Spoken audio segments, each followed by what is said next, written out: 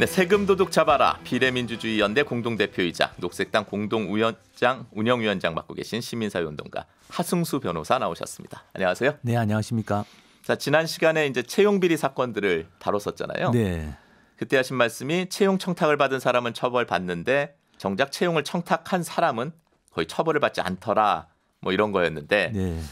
지난 월요일에 강원랜드 채용비리 사건과 관련해서 권성동 한국당 의원이 1심에서 무죄를 선고받았습니다. 자, 먼저 무죄 판결 내린 법원 논리부터 좀 살펴볼까요? 네, 사실은 우려했던 일이 벌어진 셈인데요. 네.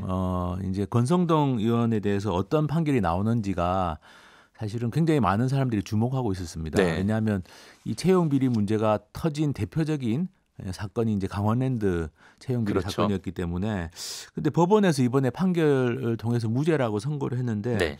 법원의 논리는 뭐 크게 보면 두 가지라고 볼 수 있습니다. 하나는 이 권성동 의원을 기소한 제목이 그 위력에 의한 업무 방해라는 겁니다. 네. 위력이라는 것은 일종의 어떤 사람이 업무를 볼 때 그 사람이 자유롭게 자기의 의사대로 업무를 보지 못하도록 어떤 유무형의 어떤 이런 힘을 행사했다. 네. 그게 이제 위력에 의한 업무 방해죄인데요. 어쨌든 그 위력에 의한 업무 방해죄와 관련해서 법원에서 무죄를 내린 논리는 두 가지인데 하나는 일단 권성동 의원이 직접 그렇게 청탁을 했다라는 것에 대해서 증거가 좀 부족하다. 예, 그게 하나가 있고 증거 문제가 하나 있고 또 하나는 이제 그렇게 위력에 의한 업무방해죄를 적용하기에는 이 사안 자체가 좀 무리가 있다라는 크게 보면 두 가지 논리를 좀 내세운 셈인데요. 근데 어쨌든 이 대표적인 채용 비리 사건인 강원랜드 사건이고 그 중에서도 이제 청탁을 한 사람 중에 그래도 기소된 사람이 이 지금 권성동 의원 말고 염동열 의원이 있습니다. 네. 국회의원 말고는 사실 다른 청탁자들은 제대로 기소가 안 된 물론 유죄 받은 사람도 한 명 있긴 있습니다만 어쨌든 기소가 안 된 편인데 여기 대해서 무죄가 나왔다는 점에 대해서는 좀 상당히 좀 심각한 사안이라고 생각합니다. 네. 그런데 이제 이 권성동 의원으로부터 청탁을 받았다고 본인이 이제 직접 진술한 네네. 이 최흥집 전 강원랜드 사장은 실형을 선고받았어요. 맞습니다. 네, 올해 1월 달에 징역 3년의 실형을 선고받았고요. 그러니까 청탁을 받은 사람은 징역 3년. 근데 청탁을 물론 이제 권성동 의원은 자기가 직접 청탁 안 했다고 하지만 네. 어쨌든 청탁자로 지목된 사람은 무죄. 이게 이제 좀 기막힌 현실입니다. 그러니까요. 네. 자백을 했는데 후회하고 있지 않을까 싶어요. 예, 지금 실제로 부인할 걸. 예, 지금 최영집 사장도 지금 1심에서 징역 3년을 받았는데 네. 지금 항소심을 하고 있습니다. 그런데 얼마 전에 보석으로 풀려났어요. 네. 구속이 됐다가. 근데 보석으로 풀려난 다음에 며칠 전에 지금 권성동 의원이 무죄가 나왔고 또 다른 국회의원이 염동열 의원이 지금 재판을 받고 있는데 네. 염동열 의원 재판에 나와가지고 기존에 자신이 자백한 걸 좀 뒤집는 듯한 진술을 했다고 합니다. 벌써 이게 이제 권성동 의원 무죄 판결이 아마 영향을 주고 있는 것 같아요. 뭐 그러겠죠. 네. 이제 권성동 의원은 애초부터 무리한 기소였다. 이런 주장을 하면서 그 채용 청탁 사실 자체를 부인해 왔는데 이제 검찰에서 그 사실을 입증하기 위한 뭐 이렇게 여러 가지를 제안했을 건데 그게 좀 부실했던 건가요? 그럼? 제가 보기에는 뭐 검찰의 수사가 처음에 이제 이게 1차 수사, 2차 수사 때는 권성동 의원을 소환 조사도 하지 않았습니다. 그렇죠. 그러다가 작년 2월 달에 이제 안미영 검사가 그 사건을 담당했던 안미영 검사가 공개적으로 문제 제기하면서 뒤늦게 수사가 이루어졌기 때문에 저는 그렇게 좀 수사 자체가 늦어지고 부실하게 된 점도 뭐 그런 증거 부족이라고 하는 법원 판단에도 좀 영향을 미쳤을 거로 봅니다. 자, 그렇다면은 이 하승수 변호사께서는 이번 권성동 의원에 대한 1심 판결에 대해서 가장 이의를 제기하고자 하는 점 어떤 건가요? 이번에 1심 판결문을 읽어보더라도 이런 내용이 있습니다. 다수의 어떤 그 청탁이 있었고 아주 조직적으로 명단이 관리가 됐고 네. 그리고 아주 광범위한 점수 조작이 이루어졌고 그래서 이거는 스스로 자기 실력으로 지원한 사람은 합격이 불가능할 정도였다. 네. 이런 게 판결문에서 인정한 사실관계입니다. 그러니까 채용 비리는 있었던 네, 거죠. 광범위한 채용 비리가 있었는데 근데 문제는 뭐냐면은 청탁한 사람이 처벌받지 않는다는 게. 음. 그러니까 광범위한 청탁이 있었고 조직적으로 이루어졌고 그런데 중요한 거는 이제 그렇게 청탁을 한 사람들은 정작 처벌을 받지 않는다는 게 그 판결문 안에서도 저는 심각한 모순이 있다고 생각합니다. 이게 뭐 수사와 기소가 잘못됐기 때문이든 아니면 법원이 소극적으로 판단하기 때문이든 어쨌든 법원도 인정한 굉장히 불이한 굉장히 정의롭지 못한 일이 네. 벌어졌는데 결국 뭐 무죄다. 그래서 저는 이 판결이 1심 판결이기 때문에 이대로 이 사건이 진행돼서는 안 된다. 그리고 이게 다른 사건에도 권성동 의원 사건만이 아니라 다른 채용 비리 사건에도 심각한 영향을 줄 수 있다고 생각해서 오늘 좀 이 점을 좀 짚어보고 싶었습니다. 네. 자, 안미연 검사도 또 이번 1심 판결을 보고 이야기를 했는데 마법과도 같다. 이런 이야기를 했어요. 네, 안미연 검사 페이스북에 올린 글을 저도 읽었는데요. 네. 이렇게 써놨더라고요. 청탁한 자가 없이 뭔 일로 조작을 했겠냐. 그렇죠. 네, 청탁이 없었다면 왜 조작을 했겠냐.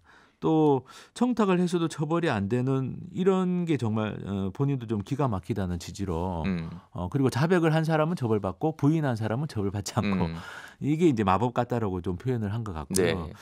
사실은 그 안미연 검사만이 아니라 그 임은정 부장검사도 이게 마찬가지로 도저히 이게 본인이 좀 납득하기 어렵다는 지지의 어떤 글들을 쓴 것 같습니다. 네. 그리고 안미연 검사가 또 뭐 같은 파일 다른 결과라는 제목으로 또 글을 올렸는데 그 판결문 하나도 같이 이렇게 올라와 네, 있더라고요. 맞습니다. 네, 네. 그것 좀 소개해 주시죠. 네, 그게 이제 제가 아까 말씀드린 것처럼 강원랜드와 관련해 가지고 채용 비리가 뭐 어쨌든 400명 넘게 채용 비리가 있었다는 게 밝혀졌고 네. 실제로 200명 이상이 채용이 취소가 됐습니다. 그리고 이제 그 과정에서 이제 청탁을 받았던 최영집 전 사장하고 인사 담당자들은 재판을 받고 있는데 네.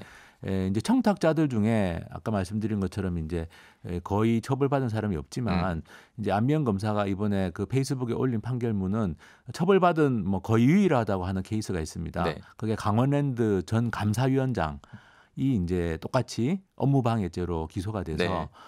작년 11월에 그 강릉지원 춘천지방법원 강릉지원에서 유죄 판결을 받았습니다. 징역 1년. 네. 그러니까 똑같은 강원랜드 채용 비리 사건인데 그래서 사실은 지금 청탁자로 기소된 사람 중에 그래도 뭐 거의 유일하게 한 명이지만 그 감사위원장은 처벌을 받았는데 왜 국회의원은 처벌을 받지 않느냐. 같은 청탁자 파일에 들어가 있었는데 근데 어떤 사람은 징역 1년을 받았고 권성동 의원은 이번에 무죄 받은 게 본인은 납득되지 않는다. 아마 그런 취지로. 그래서 네. 같은 파일 다른 결과 네, 그렇습니다. 이런 제목으로 글을 올렸군요. 네. 지난 시간에 그 하 변호사께서 그 부산은행 채용 비리 사건 예로 드시면서 당시 그 조문환 전 의원이 업무방해죄 교사범으로 기소가 됐었고 유죄 판결을 받았다 이런 말씀하셨잖아요. 네네. 같은 채용 청탁건인데 어떤 경우에는 유죄가 되고 또 어떤 경우에는 무죄가 되고. 네. 그 좀 심각한 게 네. 검찰이 기소할 때 기소하는 어떤 내용이 좀 다릅니다. 아, 지역 검찰청에 따라서. 그러니까 어떻게 이번에 다른가요? 권성동 의원 사건 같은 경우는 아까 네. 말씀드린 것처럼 위력에 의한 업무방해로 기소를 했다가 무죄가 나왔는데요. 네. 근데 부산지검에서 부산은행 채용 비리 기소할 때는 위계에 의한 위계. 이거는 그러니까 무슨 쉽게 말해서 어떤 착오를 위인 불러키는 지위의 높낮이 뭐 이런 건가요? 위계라는 건 네. 이제 일종의 속임수 그런 거죠. 네. 그러니까 점수 조작이나 이런 것들이 이제 다른 사람의 업무를 그러니까 속임수를 통해서 방해한다. 네. 가령 서류 전형 점수를 조작하면 그 서류 전형을 거쳐서 면접을 볼 거 아닙니까? 면접위원들이 이제 어떤 그 속임을 당했다는 거죠. 네. 왜냐하면은 이제 이미 떨어져야 될 사람이 올라갔으니까. 네. 그래서 이제 위계에 의한 업무 방해라는 죄명이 있습니다. 네. 그래서 같은 업무 방해지만 위력이냐 위계냐에 따라 다른데요. 부산은행 사건에서는 위계에 의한 업무 방해죄로 기소를 하면서 그 조문환 전 의원 같이 청탁을 한 사람을 그 교사범으로 업무 방해를 해달라고 교사한 걸로 기소를 했는데 그게 지금 항소심까지 유죄가 나왔습니다. 그래서 어떤 검찰청에서는 위력에 의한 업무 방해, 어떤 검찰청은 위계에 의한 업무 방해로 기소를 하고 법원의 판결도 어떤 경우는 또 유죄가 나오고 어떤 경우는 무죄가 나오고 좀 상당히 심각한 그럼 상황입니다. 만약에 강원랜드도 네. 위계로 위계에 의한 업무 방해였다고 기소를 했다면은 유죄 판결이 나올 가능성이 저는 높았네요. 어쨌든 기존의 법원 판결들 경향을 봤을 때 검찰이 이게 이제 기소를 할 때 그래서 어떤 경우는 위력으로 했다가 그게 인정이 안 되면 위계로 공소를 할 수도 있습니다. 네. 공소장을. 그러니까 그렇게 좀 치밀하게 기소를 했다면 좀 다른 결과가 나오지 않았을까? 왜냐하면 부산행 사건에서는 위계에 의한 업무방해, 위계에 의한 업무방해로 해서 그 조문환 전 의원도 처벌을 받았지만 네. 얼마 전에 부산시 고위공무원도 똑같이 청탁을 했다가 그 위계에 의한 업무방해죄 교사범으로 처벌을 받았습니다. 그래서 그런 사례들을 검찰이 충분히 검토했다면 공소를 좀 더 촘촘하게 뭐 위력이 인정이 안 되면 위계로라도 처벌할 수 있도록 할 수 있지 않았을까라는 좀 아쉬움이 있습니다. 그럼 이 1심 판결이 지금 이제 검찰이 항소를 한다고 그랬는데 네. 2심에서 뒤집힐 가능성은 어느 정도나 있다고 저는 보세요? 반드시 뒤집어야 된다고 생각하고요. 물론 뭐 예. 검찰이 정말 그런 조직에 생각이 있을 수 명운을 있겠지만. 걸고 저는 이거는 뒤집어야 되고 아까 말씀드린 것처럼 그러니까 좀 전에 말씀드린 것처럼 그 기소 내용을 네. 위력만이 아니라 위계에 의한 업무방해 교사범으로도 저는 공소장을 좀 변경을 하는 것도 좀 검토해야 됩니다. 위력 위계 계속 말씀하시니까 네. 다시 한번 그 차이 좀 한 번만 설명해 위력은 주시겠어요? 쉽게 말해서 힘입니다. 힘이니까 자기 힘을 이용해 가지고 다른 사람을 억누르는 거죠. 가령 이제 국회의원이 자기 힘을 이용해서 뭐 어떤 은행의 인사 담당자에게 이 사람 반드시 채용시켜 이런 식으로 하는 게 위력이고요. 네. 위계라는 건 이제 사람을 속이는 거죠. 착오에 빠뜨리는 겁니다. 아까 말씀하신 네. 점수를 조작한다든지. 네, 점수 조작해서 그걸 모르는 사람들은 점수 조작한 걸 모르고 이 사람을 그냥 면접도 보고 합격도 시켜줄 수 있으니까. 네. 그래서 이게 좀 법률 용어 자체가 뭐 한자어고 해가지고 좀 어려운데요. 어쨌든 위력과 위계라는 두 가지 방식의 업무 방해가 가능한데 검찰이 2심에서는 위계에 의한 업무 방해죄도 검토를 하고 공소장 내용을 좀 변경해서라도 저는 이거는 반드시 처벌될 수 있도록 해야 될 것 같습니다. 네. 자, KT 채용 비리 의혹과 관련해서 지난주 금요일에 이제 김성태 의원이 비공개 검찰 조사를 받았는데 검찰이 고심에 빠졌다. 뭐 이런 이야기도 들려요. 이번 권성동 의원이 무죄 선고를 받으면서. 아쉬운 점은 어쨌든 검찰이 이 채용 비리가 이렇게 심각한데도 제가 보기에는 법리 검토나 네. 치밀한 어떤 수사 기획 같은 게 저는 부족하다고 봅니다. 그래서 이제 KT 같은 경우도 이제 김성태 의원 지금 네. 비공개로 아마 조사를 한 것 같은데 이제 기소 내용을 어떻게 할지 제가 보기엔 고심에 빠졌을 겁니다. 어떻게 공소장을 작성해야지 유죄가 나올 수 있을까 아마 그 고심에 빠졌을 텐데 어쨌든 검찰이 지금이라도 지금 채용 비리와 관련해서 여러 검찰청과 법원에서 기소도 하고 판결도 나오고 있기 그렇죠. 때문에 좀 치밀하게 검토해서 저는 김성태 전 의원은 반드시 기소해야 된다. 왜냐하면 본인의 자녀와 관련된 사건이고 여러 정황으로 볼 때 저는 이거는 충분히 유죄가 나올 수 있는 사안이라고 생각합니다. 네.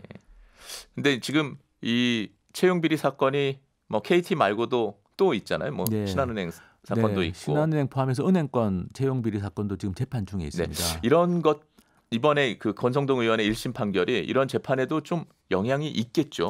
예, 영향이 좀 있을 걸로 보고요. 사실 법원도 내부적으로 좀 점검이 필요한 게 비슷한 사건으로 기소가 되는데 어떤 재판부는 뭐 무죄, 어떤 재판부는 유죄 이런 상황이라서 근데 아무래도 이번 사건은 서울중앙지법에서 나온 판결이기 때문에 네. 좀 영향이 있을 걸로 봅니다. 그래서 저는 법원 내부적으로도 이게 국민들이 이 사법부를 불신하게 되는 이유 중에 하나가 이게 비슷하게 보이는 사건인데 어떤 사람은 유죄, 어떤 사람은 무죄. 그럼 뭐 힘이 더 있는 사람은 무죄냐 이렇게 될 수 있기 때문에 네. 저는 어쨌든 법원 내부적으로도 이 법리적으로 이게 일관성 있게 재판이 좀 이루어지도록 해야 되지 않을까. 어떤 방식으로든 뭐 내부 토론을 네. 하든 뭐 판사의 판결은 뭐 그 양심에 따라 하는 거지만 최소한 사법부 내에서 이 법리와 관련된 내부 토론 같은 거는 좀 필요하지 않은가 생각합니다. 이 청탁 받은 사람보다 청탁한 사람에게 조금 더 유한 네. 판결을 내리는 거 네. 아니면 유한 결정을 내려주는 거 이거는 조금 일반 국민들의 법 감정과는 좀 거리가 있는 것 같아요. 네, 저는 채용 비리 사건의 출발이 청탁이거든요. 그렇죠. 그리고 힘 있는 사람의 청탁, 힘이 없는 사람이 청탁하면 그게 들어주겠습니까? 사실 받는 사람은 어떻게 보면 의리예요. 네, 그렇습니다. 힘이 있는 사람이 청탁을 했으니까 그걸 점수까지 조작을 했겠죠. 그냥 뭐 잘 봐달라 해가지고 아예 그냥 빈말로 그냥 잘 봐줄게 이런 게 아니라 네. 그 청탁을 받고 실제로 점수까지 조작을 해가지고 부정 합격을 시켜준 거기 때문에 이 채용 비리 사건의 시작점은 청탁자입니다.